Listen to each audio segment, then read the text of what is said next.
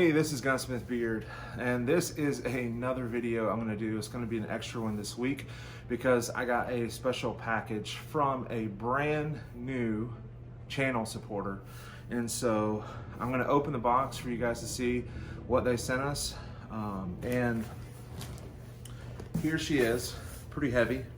And so this came from Shooting Innovations. It's a company based out of Washington State. And I don't know if I can get this on camera, but it reads, "Oh yeah, today's gonna be a good day." And anytime you get a box of goodies, it's always gonna be a good day, in my opinion, especially for a gunsmith or a gun guy. So you guys can all relate when you get that package in the mail that you're super excited. Hey, we're gonna start a new project, and I have a feeling we're just not going to start a few new projects, but we're also going to enter into a pretty cool relationship with Shooting Innovations. So thank you for sending us a awesome little care package.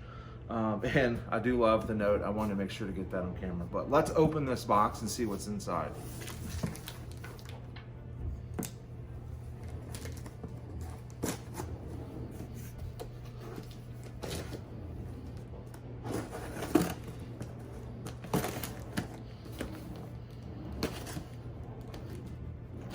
Okay.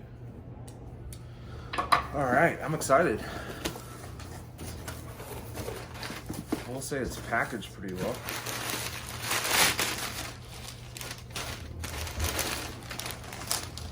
Wow. Oh, it's like Christmas morning, guys. Wow, like, look at this. So this is a 40 bolt carrier group. And so if you're not familiar, the 40 Smith & Wesson for PCCs will also work with 10 mil. So basically you have two different ways you could build this out. You could build it in a 40 and what I would consider a small frame PCC build that takes Glock mags, or you could go the other way and go large frame and do a 10 millimeter, which we did on camera, I think a couple videos ago. So that's awesome. So we got a 40, so we can do a 40 build. Oh look, we got a 40 Smith & Wesson muzzle device by them. That's just kind of cool. I have seen a bunch of videos on 3-ports, how 3-ports typically are better than 4-ports or 5-port brakes because of just how the bullet travels through and how it compensates pretty much for all that back pressure. The 3-ports seem to be a lot of times the better way to go as far as performance and recoil reduction and stuff like that. So that's really cool. We're definitely gonna have to try this out. And if you don't know, if you've never built a PCC, a lot of times there's not a lot of options for muzzle devices. So I'm absolutely stoked that they sent us a muzzle device that we can try. So not only did we get one for 40, we got one for 9. So that's cool. I'm not sure which thread this is. I'm hoping it's a 1/2 by 36 instead of a 1/2 by 28. And if you didn't know that, 9mm PCC barrels can go either way. I think they're more common in a 1/2 by 28 than the 136, but we'll have to test this out and see which one it is. Oh cool, an ambidextrous safety selector. They call this the compensation control kit, and it has a bigger paddle and magazine button. How about that? So that's pretty cool. So it has really good surface area. I wish I could I probably won't be able to get this on camera, but it kind of reminds me of the Geisley texture on the paddles itself. Really cool, I like that, that's awesome. Can't wait to install that. Oh look, we got a bolt carrier group 9mm. So if we want to switch, I think I do have a 9mm that we're going to switch to a rifle. That way we can put a stock on it and we don't have to butcher the pistol upper that we have already built. So look at that. We got another BCG. So this is like Christmas morning. I mean, seriously. Oh, this is really cool. So I've seen these, and this is a recoil reducing system.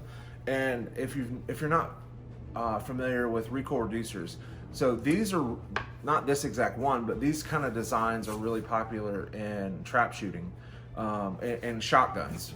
So basically what it is a weight, a spring, and a weight, and it mitigates a lot of that recoil. And because it's mitigating recoil, it lets the barrel settle quicker and it doesn't rise as much. So these are really, really cool. I've never really got into these on PCCs because there's not a ton of recoil, especially if you don't run an insanely heavy buffer in the back. You really don't have to deal with a lot of that recoil issues. Where I call that seesawing, where when you're firing your PCC and that heavy weight buffer returns to the end of the buffer tube or a receiver extension, it kind of does a seesaw motion where it's wanting to come out of your shoulder. So the stock or brace wants to rise up out of your shoulder pocket.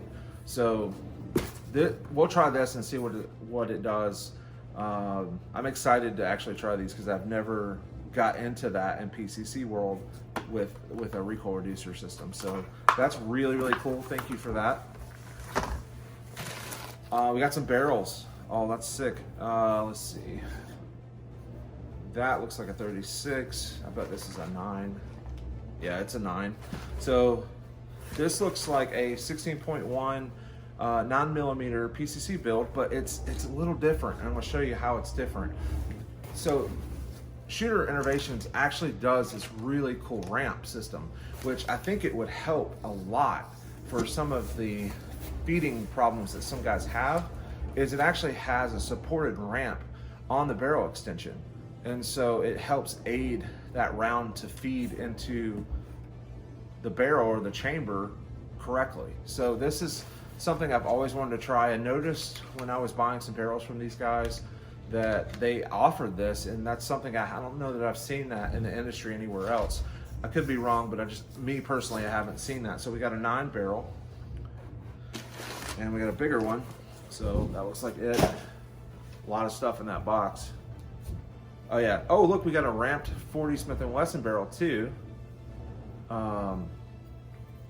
And looks like a 5/8 by 24 thread on the end. Looks like they don't come with thread protectors on the end of their barrels, but it really doesn't matter because we already have a muzzle device we can put on it, so it doesn't really make a whole lot of difference.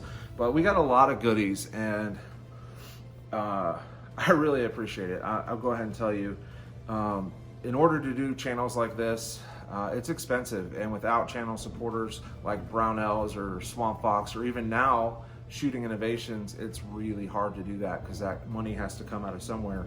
And even though I do get products like this and I don't actually pay for them, it helps kind of feed the channel, get content out there for you guys without taking basically the money that I would feed my family and rent and all that stuff out of my household. So I appreciate always my subscribers, because without them this is kind of all pointless.